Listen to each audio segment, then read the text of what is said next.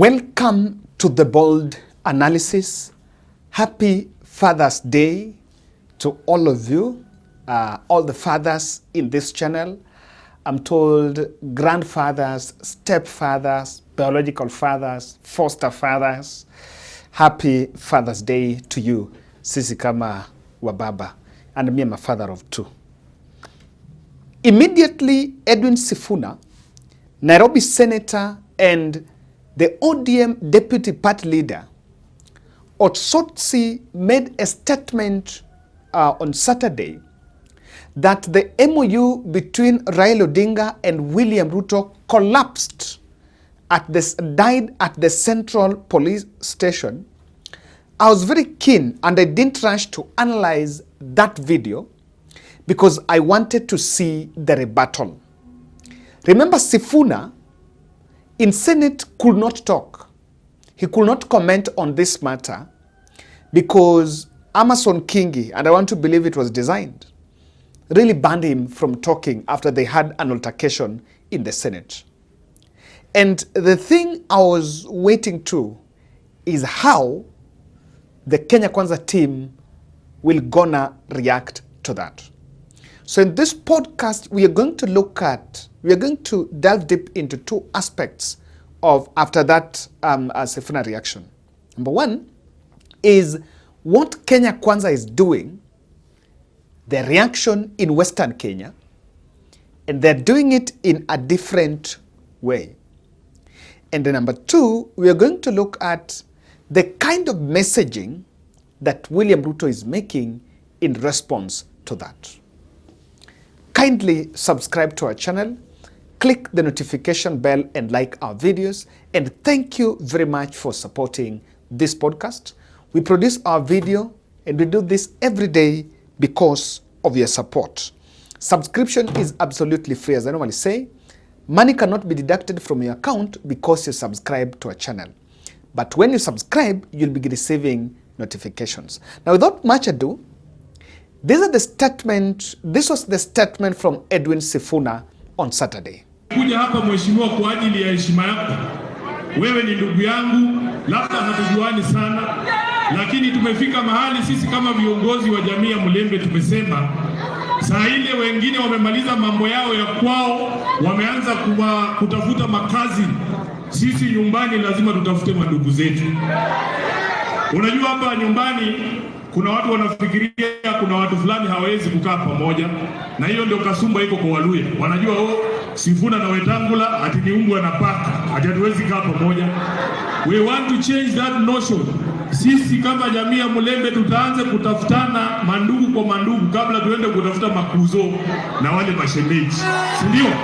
Kwa hivyo tutatembea hiyo safari pamoja. Jambo la pili, nataka niseme kama katibu, watu wamekuwa wakiniuliza mbona Sifuna azungumzi mambo ya kijana Albert ambaye aliuawa kwenye msee kule Nairobi. Sikuwa nazungumza kwa sababu nilikuwa na hasira sana. Kanisa inatufunza kwamba ungojee hasira ipungue ndio ongee. Viongozi wa kanisa ambao mko hapa, nimengoja hiyo hasira ipungue, imekataa kwenda. Lakini leo lazima nitasema. Mahali tumefika Kenya hii, hakuna haja ya maneno tena. Mahali tumefika Kenya hii, we want action, we don't want words. Na nataka niseme, for me, ukiniuliza kama Sifuna, ule mkataba tuliandika na UDA is of no use as I speak today. Haina kazi hiyo mkataba. Kwa sababu inawezekanaje tunaandikishana tuseme hamtaua vijana. Kijana anachukuliwa kutoka kwao, anapelekwa mpaka Nairobi, anawawa kwa seli. Juzi tumeona wengine wawili wamechukuliwa Elgeyo Marakwet. Wamepigwa, wamekatwa mikono, wamerushwa kule Nakuru. Mwingine amekufa kwenye police station ya Katitu hapa juzi.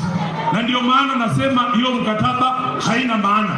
Mahali imefika, it doesn't matter what else Ruto does.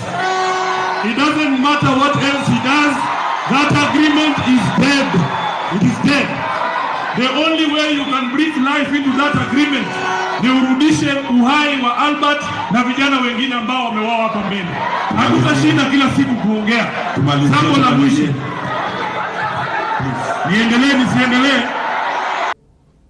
And Sifuna, who many believe speaks the voice of ODM party, or is the party spokesperson, as according to what Raila told us, and think I envy something with Sifuna. You can take away anything from him, but you cannot underestimate his consistency. I'm yet to see a photo of Sifuna shaking hands with William Ruto since 2022 general election. Kila mtu in ODM ashasalimia Ruto. I can't remember when Sifuna decided to shake hands with William Ruto. So his message was very clear. And of course, he was speaking the mind of the people, because the people were telling ODM that Raila Odinga, for the years that he's been in the Kenyan political ecosystem, he's been fighting for injustices just like that of Albert Ojwang. So it was a betrayal of the people for Odinga to be seen as dining with administration that is being accused of police brutality. And Osotsi also added his voice on what Sifuna said.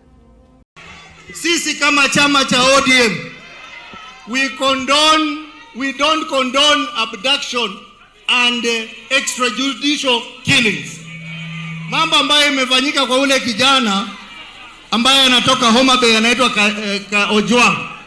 It is not something we can celebrate as a country. Na sisi tumesema, hata jana mimi nimesema kwamba yule deputy IG, what is he still doing in the office? By now he should resign, or President Ruto should sack him. Sasa badala ya kufanya hivyo, wameenda kuchukua kijana anaitwa Mkwana kutoka Bale Butere kwa Tindimwale. Ati sasa yeye peke yake ndiye aliua huyo jamaa. And we know 17 people who are involved right away from Homa Bay to Nairobi. Nothing has been done to them. Kwa hivyo, I want to add weight to what Sifuna has said. Ya pili, investor. So this was the curious part of it. Of course, the two spoke, and the two are ODM party leaders, and they're speaking in Western. Today, the president was in Kakamega for an interdenominational service. And immediately after church, I watched the full video, because I believed that is where they will respond to Sifuna. Why? One thing that President Ruto will not want is that broad-based deal now collapsing. But I can tell it will collapse.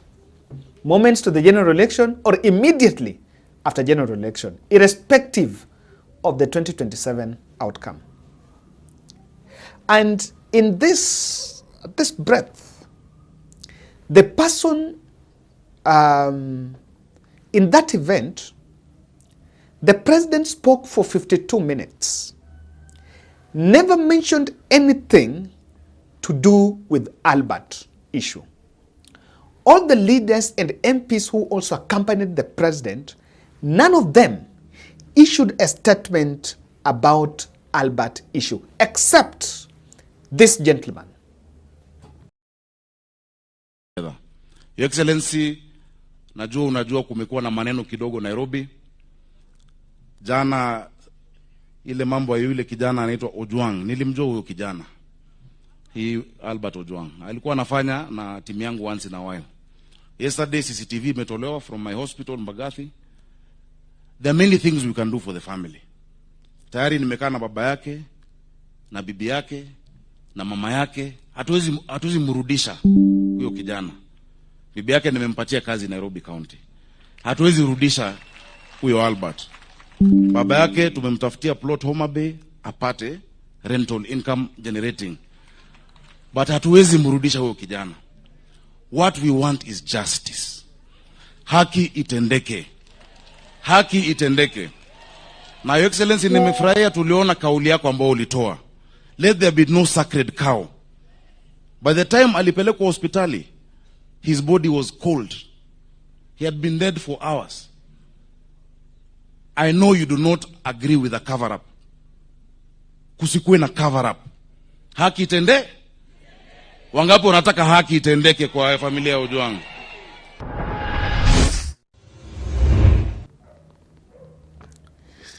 This gentleman, the Nairobi governor, has now been recruited to be the PR chief master. And I think the country should be able to call out Sakaja. It is in good gesture. And Sakaja is saying he is helping the family because according to him, alikuwa anajua Ojwang. Even though the truth here is anadanganya. Ojwang was working as a teacher in Kilifi. Ojwang has never worked in Nairobi County. So that's why he's saying it in the village huko. Because huko anajua kuna mtu atampinga. Anajua huko watu wajui. But at the time, even the widow of Albert, in their latest interview, the family of Albert are demanding justice. Let's speak about this so that it doesn't have to happen to anybody else, because it's sad. It's sad. It's so sad losing somebody in a way that doesn't. I just pray that, I just hope that everybody will come out and like help us fight for justice. Yeah, I know that we can't bring his life back, but seeing him get justice and seeing those people that are got involved being charged for what they did will at some point make us have peace of mind. So I'm really encouraging, and like I just want to speak to everyone from the bottom of my heart that if they can really come out and help us find justice for Albert, I'll truly appreciate. Maswali yangu bado yako pale pale. Yale niliuliza wakati akishikwa. Mashtaka ni yapi dhidi ya kijana wangu? Na mlalamishi ni yupi? Kinachosababisha kijana wangu kutolewa nyumbani mpaka Nairobi, makosa gani yana uzito wa kiasi gani ya kuwezesha mtu wangu kutolewa nyumbani, kuletwa, hatimaye kuuawa? What Sakaja is parading his Western is the compensation narrative. This is the soundbite of Ojwang's widow and the father demanding justice. But what Sakaja is taking to the people is the compensation narrative. Let me tell you, what he's done is good, but it is not an obstruction. It should not be used as an obstruction to quest for justice. Maybe you need to ask, why do Kenyans want justice?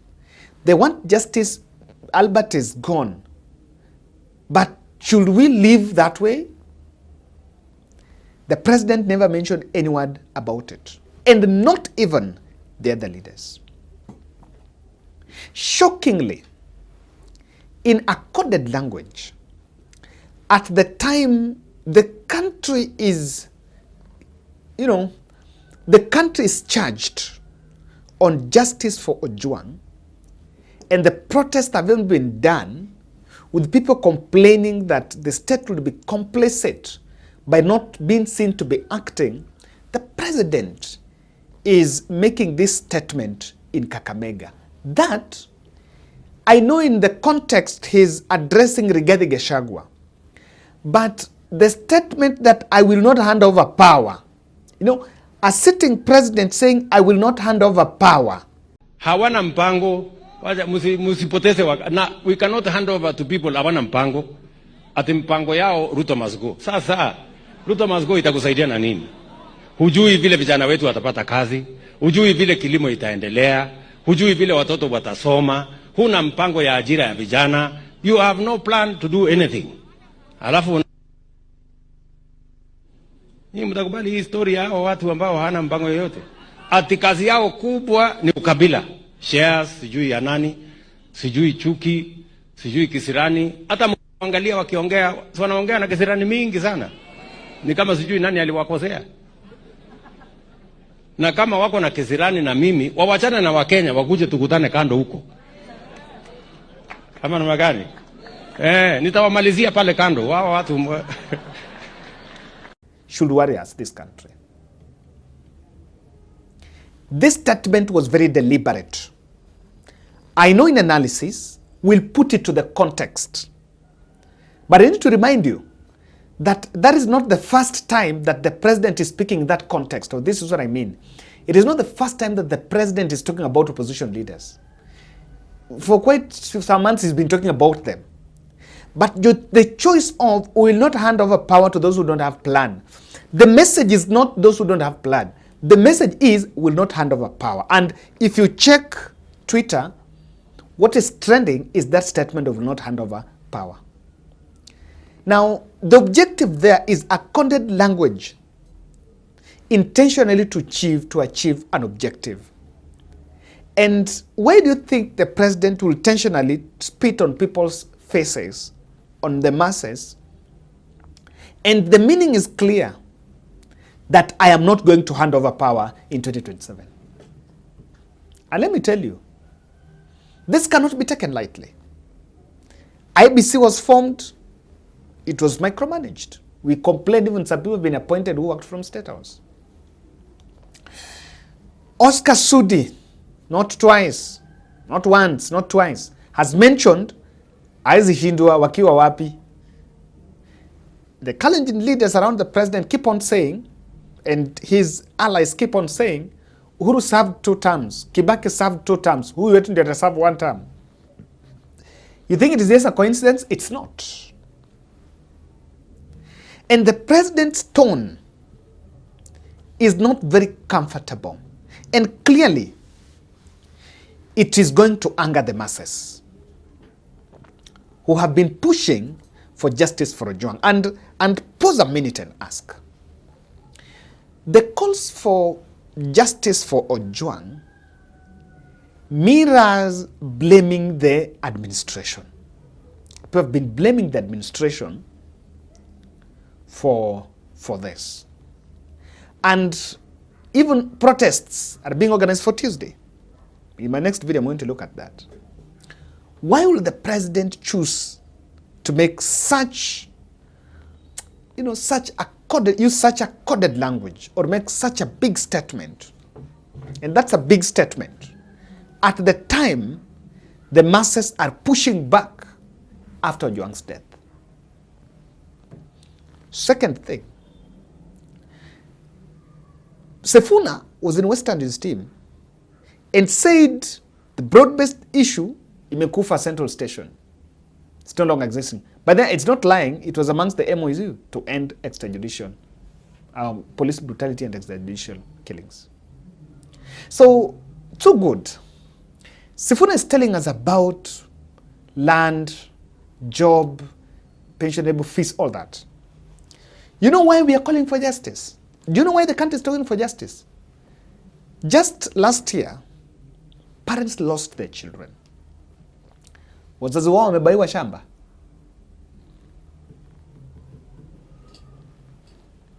Wazazi wao wamebaiwa shamba. And now you think that can buy life? And the objective is very clear. He decided that those MPs, I saw those who speak, I saw Waluke, I saw Savula, the deputy governor, I saw the governor, I saw Didmas Baraza. Quite a number of MPs were there. Nabwera, speaker. None of them was to put a comment on Ojwang's death. Why? The president went to Western to pacify the Western region with that narrative. They wanted one narrative. And let me tell you, not even Kenya Kwanza leaders are not commenting about it. They are only taking one narrative, compensation. And so I want to answer this. Why the state and the Kenya Kwanza regime are pushing the compensation narrative as the country talks about justice. This is it. The deep state is not taking the whole conversation about Lagat to resign. I'm a bit convinced. By the way, take a minute and tell me, do you think Lagat will resign? Do you think he'll be sacked? I'm a bit convinced he might not be sacked. He might not. The Kenya Kwanza team are not talking about that. Remember, unless the pushback intensifies to a situation where that is what is going to cool the temperatures. But kungoja eti Ruto atasema Lagata ende, that is not there. I'm a bit convinced. The second issue is this. This broad-based deal is very weak in Western. Na hiyo ni ukweli. Very weak. And the Sifuna camp will clearly just amplify the Albert issue to collapse it. And this is Sifuna and the opposition. And the president knows it. That is why, and you can listen to, I don't like the statement from Sifuna, from Sakaja, that Aizirudishwa. That's not the point. All of us know that. Is that not something new? Even those who are demanding for justice, when they want him to be returned back to life. We know that. But why is the conversation about justice? The conversation about justice is to punish someone so that someone should know that this is not something that you should do. In fact, let me tell you, on quest for justice, what do I expect from President Ruto? I would have expected him to talk about policy framework or policy reform on police, or even Kenya Kwanza. I know the president is very uncomfortable to condemn the police. He's always defending them. Yeah. Last protest, he killed, defending.